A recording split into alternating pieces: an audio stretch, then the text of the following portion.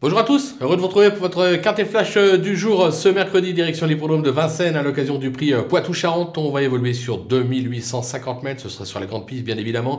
On aura un rendement de distance de 25 mètres, d'ailleurs les plus riches du lot, on va logiquement les plébisciter en tête de notre sélection.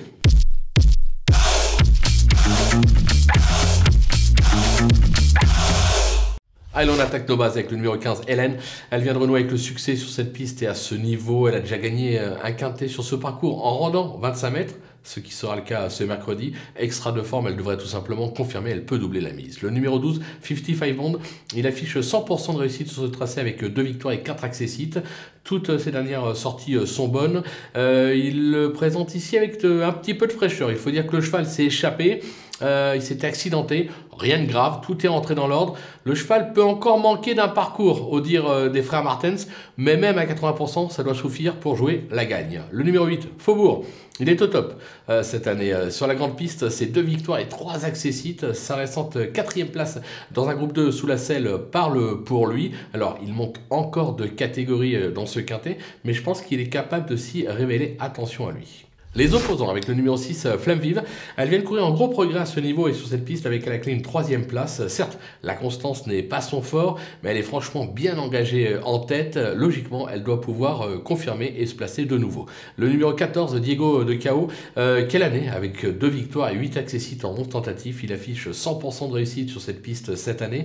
Même aux 25 mètres, il a encore sa place à l'arrivée, même si son entourage ne cache pas qu'il a une course visée, je crois, le 25 décembre prochain. Donc voilà, ils vont peut-être pas faire fort, mais même sans faire fort, une 4-5e place, même 3e, c'est possible. Le numéro 10, Dragster de Beaumont, sans sa faute dernièrement, il aurait joué le podium. Il se plaît sur cette piste et semble revenir au mieux. Alors maintenant, il n'a plus trop de marge, maintenant il est bien engagé en tête, raison pour laquelle je m'en méfie. Le coup de poker, ce sera le numéro 9, El Santo au fort. On le connaît bien celui-là. Alors il tarde à recouvrer son meilleur niveau, mais le potentiel est là. C'est un cheval qui est souvent malheureux. Là, attention, il retrouve le tracé de son dernier succès. Il bénéficie d'un bel engagement en tête. Les Bijons, évidemment, sont en forme. Je serais pas surpris de le voir jouer les tout premiers rôles dans cette épreuve. C'est même un cheval qui pourrait, pourquoi pas, s'imposer. Si vous avez de l'argent à tenter pour rigoler et pour espérer gagner cher, comme on dit, en simple gagnant placé sur TheTurf.fr, ça peut être amusant ce numéro 9, El Santo au fort. Les outsiders avec le numéro 3, Eberton, qui reste sur une probante 4e place à ce niveau sur ce parcours. En revanche, il ne confirme pas toujours et reste délicat. Maintenant, c'est un cheval qui n'a besoin de personne.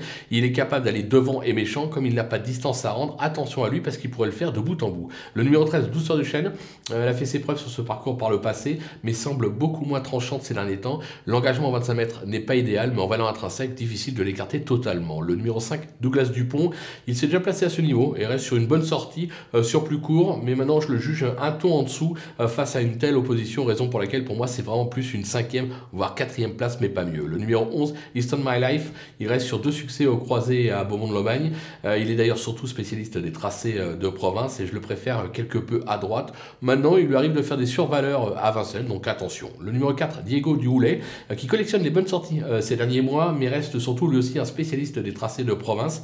L'opposition ici est de taille, son entourage se laisse tenter en disant qu'il a le droit de faire l'arrivée, donc pourquoi pas. Et enfin, l'As Esteban Giel, qui s'est déjà bien comporté sur cette piste, mais semble aujourd'hui plutôt à son affaire sur les tracés de province, sur les pistes plates. Maintenant, avec Matabriva recommande, pour une cote, difficile de l'écarter totalement. Voilà, je l'ai mis en bout de piste, mais sans trop y croire. Les délaissés, mais il en reste 2 avec le 2. Ryoko Bello, son sport c'est le trop monté. À l'attelé, c'est 5 échecs en 5 tentatives. Il est ici pour peaufiner sa forme pour un futur engagement sous la selle. On le regarde courir. Et enfin, le numéro 7, Éclair du Mirel.